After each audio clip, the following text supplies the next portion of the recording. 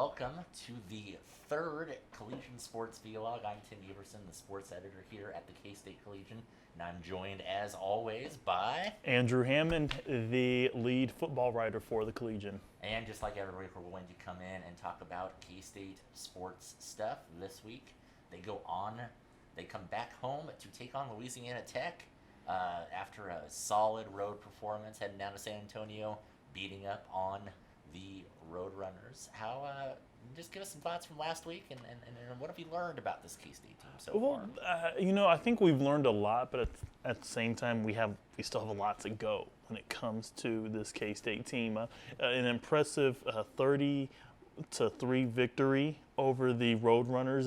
The first half, you're kind of feeling out the defense and the offense. Joe Huebner, it was his first official start ever. So you still had to shake those nerves off. You're playing against an up-tempo team, so you're kind of pinning your ears and your heels back a little bit on what you want to do against an up-tempo type of offense. But I thought they did fine. In the second half, they kind of ratcheted up the pressure and just really put the hammer down. And now you're facing a team that is comparable to a lot of teams that you're going to see in Big 12 play. So it's a good thing and it's a bad thing. Yeah, fairly decent performance last week from K-State. Joe Huebner comes out a little shaky again, not great, but doesn't throw an interception, doesn't fumble the ball, has a little trouble with the short game, but had some really nice long balls thrown throughout the game. Cody Cook had a couple stellar receptions, and Andre Davis back on the scene at wide receiver. Well, and it was funny because Andre Davis, a lot of people didn't expect to hear his name, I guess, this early and this often. 4 receptions, and there were a lot of questions about Andre Davis. So to me, it's one of those things where I think Bill and this coaching staff is just all hands on deck, because the receiving core, if you look at from offensive lineman, running back, receiver, and even at the quarterback spot, arguably the weakest position right now on the field is receivers. And it's really just based out of inconsistency. You have guys that are dropping passes,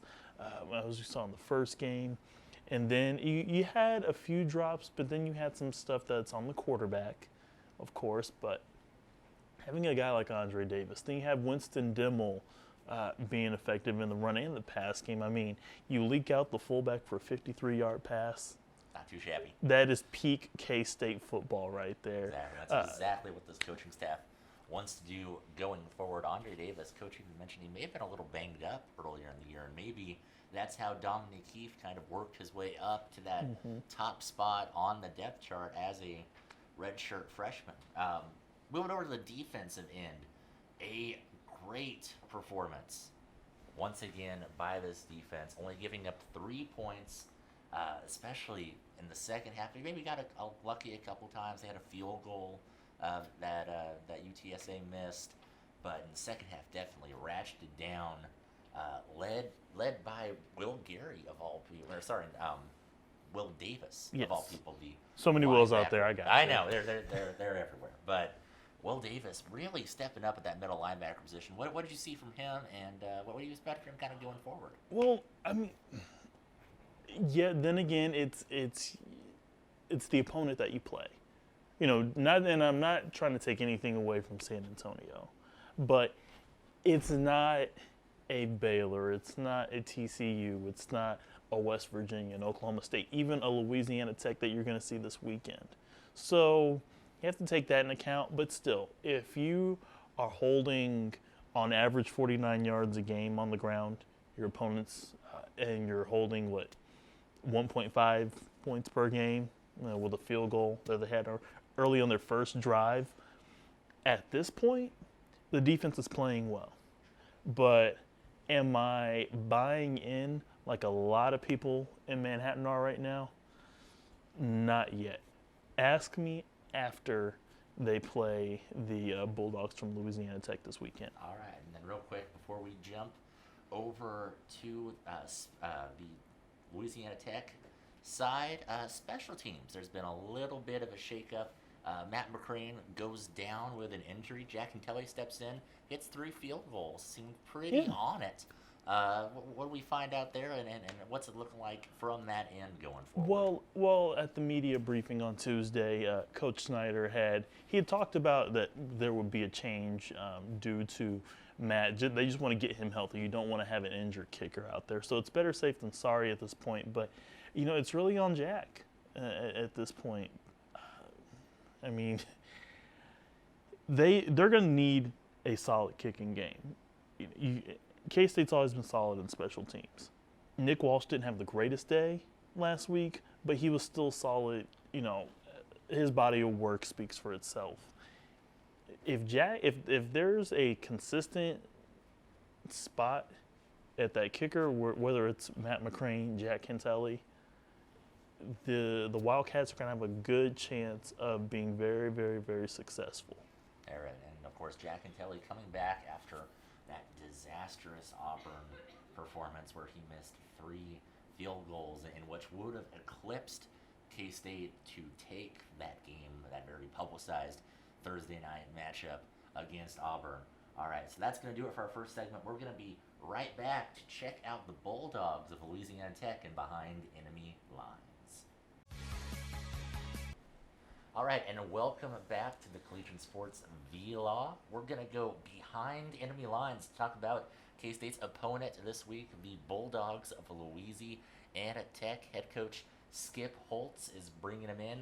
Louisiana Tech is K-State is 2-1 against the Bulldogs all time. Last meeting was in 2001. Andrew, what can you tell me about this Bulldog team? They're good. I'll tell you that right now. They're a very good team, and they're comparable, and like we kind of said in the first segment, they're comparable to, I'd say, Baylor from last year. I'd say kind of like a Baylor, a dollar store version of Baylor. But that's not, it's not a bad thing, and it's not a shot at either team, but they have a lot of good pieces.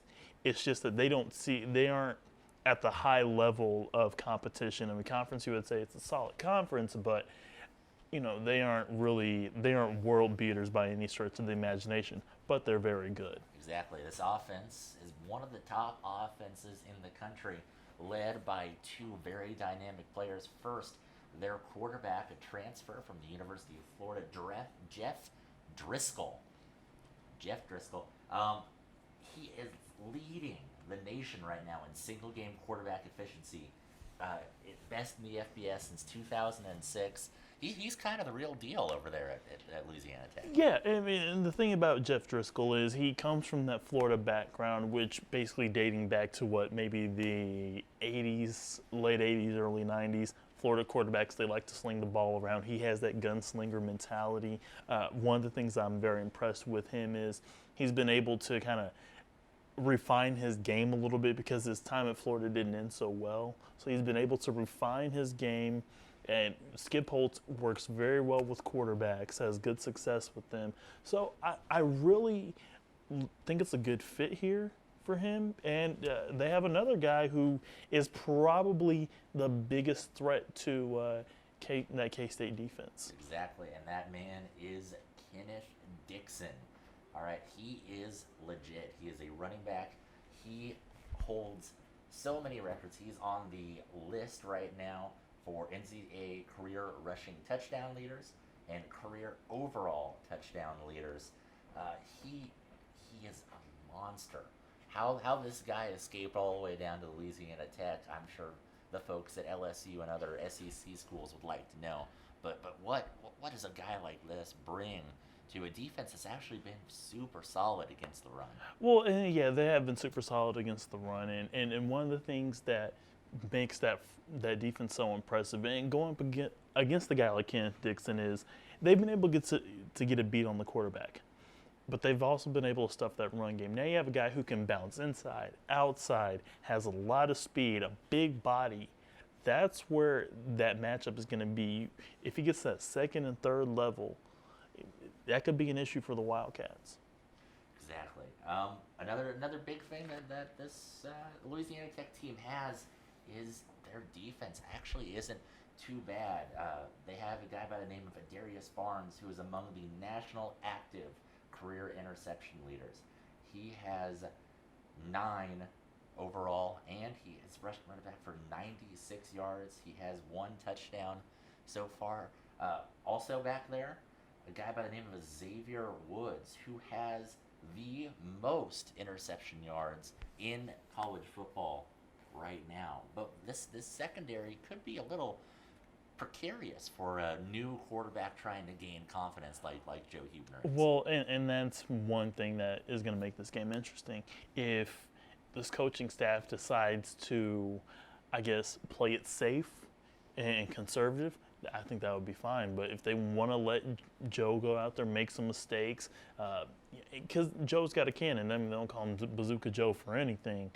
But if he can go out there, play well, play smart, and not get into trouble, the Wildcats have a good chance of winning. But if he's starting to make mistakes out there, would not be surprised if it's due to that excellent secondary.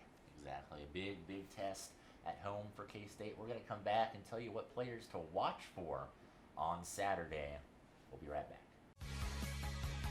All right, and welcome back to the K-State Collegian Sports Vlog. We're going to go over our players to watch for this Saturday's game against the Louisiana Tech Bulldogs. Andrew, who are you looking at?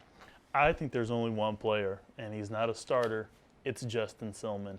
And once again, the popular hashtag Free Justin Silman. Free Justin Silman. There you go. Look at it. But yeah, no, Justin Silman is, and he got a chance to work with that first team, work with Huebner and the offensive line, who did an excellent job blocking for him in the second half on Saturday. And it was a good change of pace. Justin Silman, along with Dalvin Warmack, they combined for like about 80 yards on the ground. But now, this is an opportunity for Silman and Warmack to get some more carries, because there's an obvious difference. There's an obvious difference in the way just the offense moves. And it's not taking anything away from Charles Jones. But Silman, to me, he's got better vision. He can hit the hole much harder, and he's got breakaway speed. Charles Jones is a great short yardage back. He's not a guy that on 2nd and 7 you can run the football and he may bust it open for a first down and more. So. All right, you got a running back? Yeah. I also have a running back. Oh. I know. Who you got? I'm going to shake it up a little bit. Okay. Louisiana Tech's Kenneth Dixon. Now, the reason why I say Dixon, K-State has one of the top rushing defenses in the country and the top scoring defense in the country. Number 1, only giving up 3 points so far. Dixon is the biggest offensive threat that K-State has seen so far this year. He's probably the best running back in the country, in my opinion. Samaje Perine might be up there.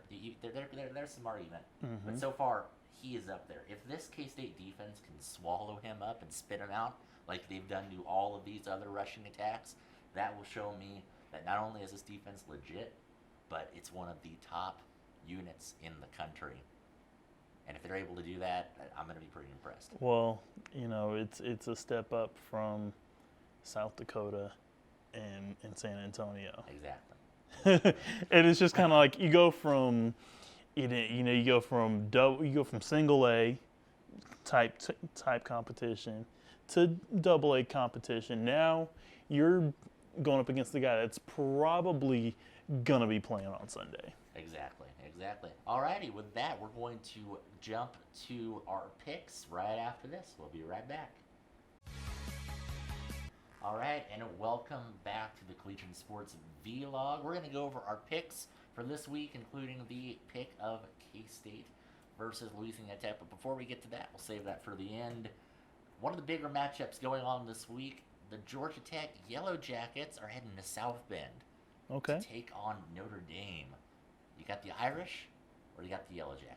I have Georgia Tech winning this one. I think by a few touchdowns, because frankly, Notre Dame is going to have a new quarterback, Deshaun Kaiser, and Notre Dame has not been able to stop a triple option type offense. They play Navy which should be an easy win, but they always have issues with the triple option. Well, this is a triple option with much better athletes on the field. Give me Georgia Tech by a touchdown or two. Yeah, I gotta agree with you. I also have the Yellow Jackets. Georgia Tech and the triple option don't mix well. I like this Georgia Tech team. I've always enjoyed watching Georgia Tech football. It's always a fun brand of football to watch. Give me the Yellow Jackets. All right, kind of a throwback matchup for this next one. Nebraska is heading down to South Beach to take on Orange Bowl. Miami. Are they going to play in the Orange Bowl like back in the day? No, because the Orange Bowl's gone, Andrew. We tore it down. Did you not know? Oh no. It's all good. It's all good. It's all good. I'm fine. I can make it through. I can make it through. Two kind of has-been teams, if there ever was one. Both struggling. Not terrible. Neither one is a terrible team, although Miami has danced around with it a little bit. It's one team trying to ascend in Nebraska with the new coach in Mike Riley, and there's one team that is trying to pull the reins, basically going down. They're trying to pull themselves back up. They're clinging on to something right now in Miami because, frankly, Miami is not good. Miami is not the Miami that they used to be. And it's a weird game to match up these two traditional powers. I don't want to say they're so bad, but it's not the level of competition that we're used to seeing out of those programs. Exactly. Who do you got between the Huskers and the Canes? Nebraska. Nebraska, I think they're just a better team. I think Tommy Armstrong is kind of coming into his own finally. And they're just a better team. They're just a much better team than this Miami squad. I got to agree. I'm also going to take the Huskers. Look, I mean, they put up a decent fight against what we're finding out is a pretty good BYU team. It really should have won that game. Really Let's be real. Tommy Armstrong, like you said, solid quarterback. Miami's not very good. I also have the Huskers. All right, moving down, we're going to head into SEC country for these next two picks. What? Paul? Oh, man. They in SEC? We got Auburn heading into Death Valley to take on LSU. You got the Tigers, or do you have the Tigers? Well, I'm gonna throw it out there. I'm just gonna take the Tigers. No, but if I'm taking this battle of the Tigers, I'm taking LSU, which goes against me picking Auburn to make the college football playoff. But simply, they can't play defense. I mean, they almost lost to Jacksonville State. They just aren't good. I mean, Jeremy Johnson's inconsistent. Leonard Fournette, the LSU running back, might be the scariest person on earth because he's about 6'1", 6'2", about 230, and can run faster than any of us in here right now by about a mile. So I'm taking LSU. All right, that's a solid pick. I'm also going to agree. Look, last week, or actually two weeks ago, I made a statement that Jeremy Johnson might be one of the better quarterbacks that has gone through Auburn. To all the Nick Marshall, Cam Newton, I'm sorry. That's on me. He's obviously struggling, having some growing pains. I got to take the Bayou Bengals. Yep. Give me LSU. I think it's not going to be pretty either. It's not. If Auburn keeps this within 10 points, I'd be shocked. All right. But it is LSU, so you never know. That is true. All right. Very interesting game coming up next. We have Ole Miss at Alabama. Ole Miss has just been an offensive spark plug, putting up tons of points, leading the nation in a whole bunch of offensive categories. Alabama's Alabama. Who you got? Alabama is not even close. Who was Ole Miss played? Nobody. Give me the Tide by 3 touchdowns. 3 touchdowns. Yeah, man. not even close. I gotta agree. I mean, Ole Miss is who they've got up against. Nothing special. Fresno State in an FCS school. Yeah. Not cool. Not great. I'll also take the Tide, and I'm not gonna say 3 touchdowns, but okay. But I'll take the Tide. That works. All right. very interesting matchup, and actually the only time this week that we kind of differed on our picks. Okay. BYU heads down to the Rose Bowl. Yeah. To take on UCLA. I like UCLA in this one. I'm not sure the luck that BYU's had over the last few weeks is going to carry over. Give me UCLA to win this one. I may be biased. UCLA left a not of great taste in my mouth after the Alamo Bowl last year. I'm not. So basically, you're picking this one off hate. Hang on. Okay. I don't think that their freshman quarterback is all that they say it is. I Okay. mean, I don't think that they've played anyone of a caliber to anoint him as a Heisman contender quite yet. Fair enough. I don't believe in this UCLA defense. Fair enough. And BYU is something special. They got a team of destiny feel going on right now. And I picked against them 2 weeks in a row, and I have been burned. And Joseph Smith. exactly, and so I am recanting. I'm picking the Cougars, come what may. Okay. Alrighty, and our final pick before we pick K-State and Louisiana Tech, Cal heads on into Texas in our only other Big 12 matchup of this week. You got the Bears, or you got the Horns? I can't believe I'm doing this. Texas, I'm trusting you to win this week. Go ahead, Matt. All right. I'm also going to pick Texas. Gerard Hurd really kind of turned it on last week against Rice. The defense was better. Cal is improved, but they're not We don't anything know. special. We don't know about this Cal team yet. Yeah, so Texas, if there's any sign of life out there, maybe pull this one off. All right, and wrapping it all up for us here, we have K-State and Louisiana Tech. I need a pick and I need a score prediction. What do you got? K-State 35, Louisiana Tech 21. Your player of the game, Justin Silliman, 2 touchdowns. Ooh, 2 touchdowns. Giving a little something extra here on the pick. I also have K-State, and I have them about 24 Okay. to 10. Oh. I think this defense shows up again. I think they hold them just a touchdown and a field goal, and the offense shows up, and I mean they do okay. Yeah. All right, so that's our picks. That's everything that we have for this week. Join us not next week, but the week after as we preview K-State's first Big 12 matchup as they go on the road to take on the Oklahoma State Cowboys. I'm Tim Everson. This is Andrew Hammond. Have a good day and enjoy your sports weekend.